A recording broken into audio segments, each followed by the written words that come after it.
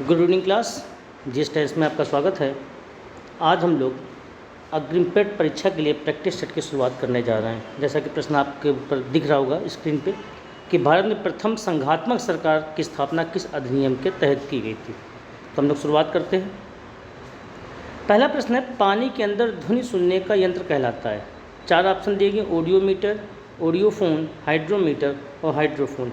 इसका सही ऑप्शन हो जाएगा हाइड्रोफोन।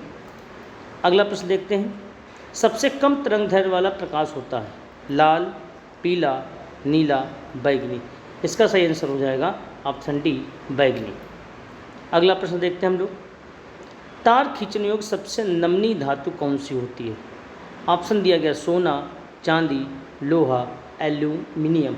इसका सही आंसर हो जाएगा सोना। ये अति महत्वपूर्ण प्रश्नों की श्रृंखला शुरू की गई है एग्जाम को दृष्टिकोण में रखते हुए। तो क्वेश्चन आप देखेंगे, अच्छे क्वेश्चनों का कलेक्शन यहाँ पे किया गया है। अगला प्रश्न देखते हैं, पहला कारखाना अधिनियम कब लाया गया। 1871, 1881, 1891, 1901। इसका सही आंसर हो जाएगा 1881। कभी कभी क्वेश्चन ये बनते इस समय गवर्नर कौन थे। तो 1881 की अगर हम बात करें तो ये रिपन का कार्यकाल चल रहा था, यानी रिपन के समय पहला कारखाना अधिनियम लाया गया।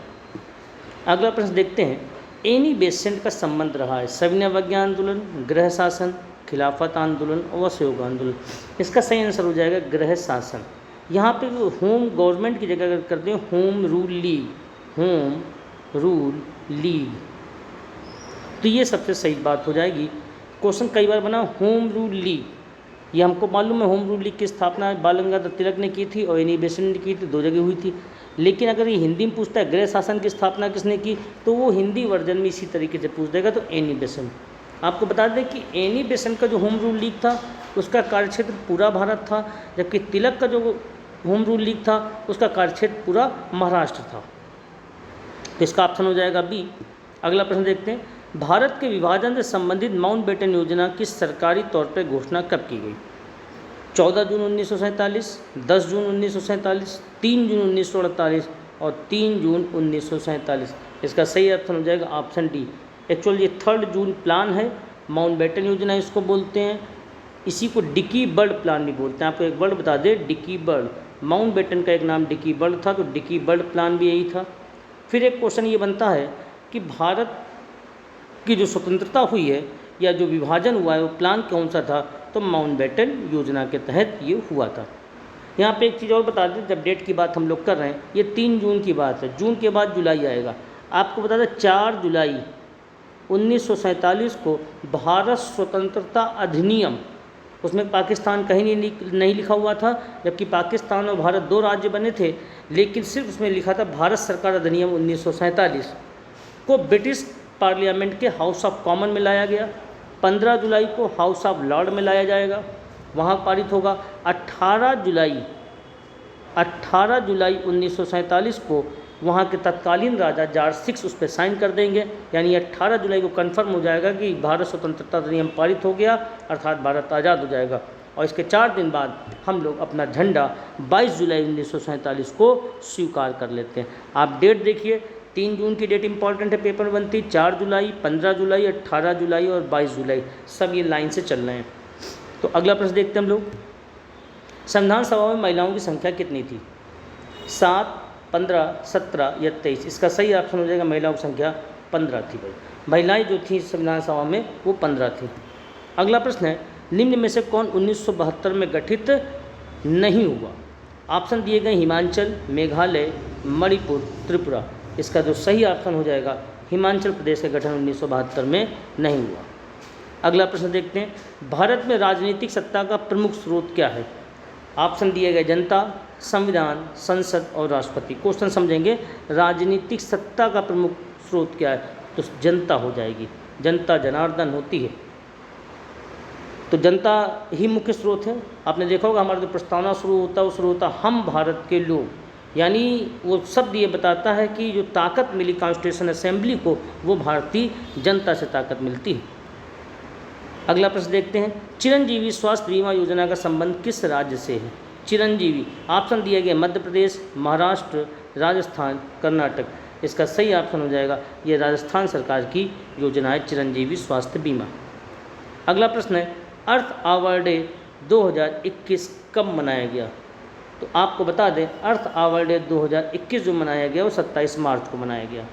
अब अगर 21 ना देता अर्थ आवर डे कब मनाया जाता है, तो यहाँ पे एक चीज़ ध्यान रखें, मार्च का अंतिम शनिवार, जो अंतिम शनिवार होता है उस दिन अर्थ आवर डे मनाया जाता है। अब ये कैलेंडर का क्वेश्चन यहाँ पे बन जाता है, रीजनिंग इंक्लूड हो गई जाके।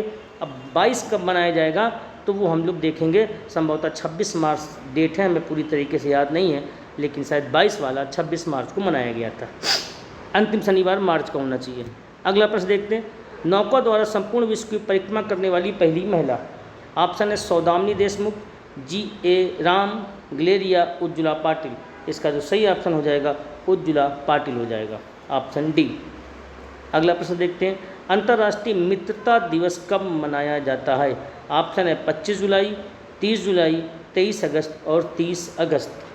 तो इसका सही ऑप्शन हो जाएगा इंटरनेशनल जो फ्रेंडशिप डे होता है वो 30 जुलाई को होता है। अगला प्रश्न है H2O2 यानी हाइड्रोजन पर ऑक्साइड। अब इसका अगर रासायनिक सूत्र पूछ दे तो H2O2 बोलते हैं। ये देखिए हाइड्रोजन पर ऑक्साइड का रंग कैसा होता है, नीला, पीला, लाल या इनमें से कोई नहीं। तो कभी भी ऐसा बने तो आप ऑप्शन ए देखें, नीला। H2O2 का जो रंग होता है वो नीला होता है। अगला प्रश्न देखते हैं, वायसराय डफरिन का कार्यकाल कितना था? ऑप्शन दिया है 83 से 86, 1883 से 1886, फिर 84 से 88, 85 से 88 और 82 से 87। तो यहाँ पे हम देखते हैं जो हमारा सही ऑप्शन होता है ऑप्शन बी सही हो जाता है, 84 से 88। डफरिन पे क्वेश्चन बहुत अच्छा बनता है कि कांग्रेस की जो स्थापना हुई थी, कांग्रेस की जो स्थापना थी वो किसके कार्यकाल में हुई थी? तो इस समय डफरिन का कार्यकाल चल रहा था। ये ध्यान रखें, डफरिन के समय कांग्रेस की स्थापना हुई थी और कांग्रेस की स्थापना की जो डेट है वो है 28 दिसंबर 1885। ठीक है, अगला प्रश्न देखते हैं हम लोग, राजेंद्र प्रसन्ना का संबंध किस क्षेत्र से है? ऑप्शन है तबला, सितार, बांसुरी और गिटार। 4 चीज़ें दी गई हमको, तो हम बांसुरी टिक करेंगे। राजेंद्र प्रसन्ना का संबंध बांसुरी से होता है। अगला प्रश्न देखते हैं, कौन सुमेलित करेगा शहर उद्योग? तो ऑप्शन ए में कांचीपुरम रेशम, भागलपुर बुनाई, काकीडाना, बायोडीजल, टीटागढ़ सूती वस्त्र। इसका जो सुमेल हो जाएगा वो हो जाएगा टीटागढ़। टीटागढ़ पश्चिम बंगाल में पड़ता है। आपको बता दें टीटागढ़ कागज़ उद्योग के लिए भी जाना जाता है।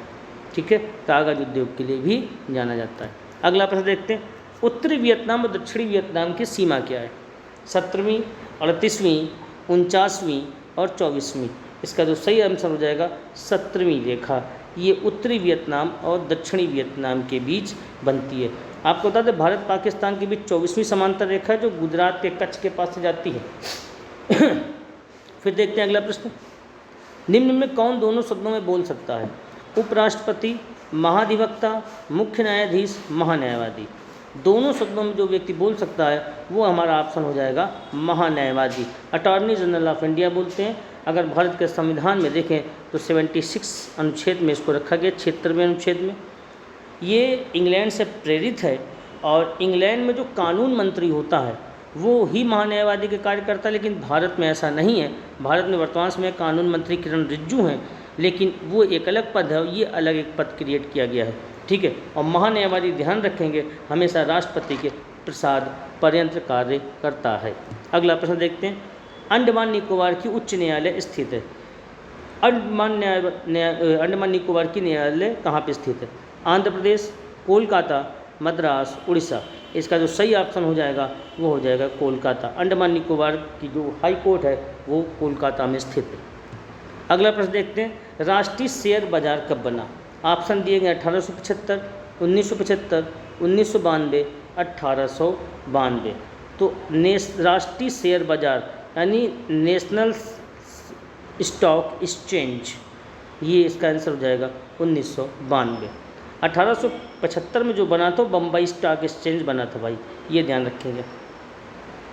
अगला प्रश्न देखते हैं, निम्न में कौन एक शीर्ष संस्था नहीं है? शीर्ष संस्था मतलब जो हेड नहीं है यहाँ पे। ऑप्शन देखें, SBI, नाबार्ड, सिडबी और सहकारी बैंक।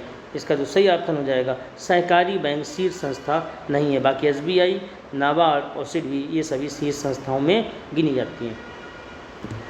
अगला प्रश्न है, ओपेक राष्ट्रों का शिखर सम्मेलन कितने वर्षों में होता है?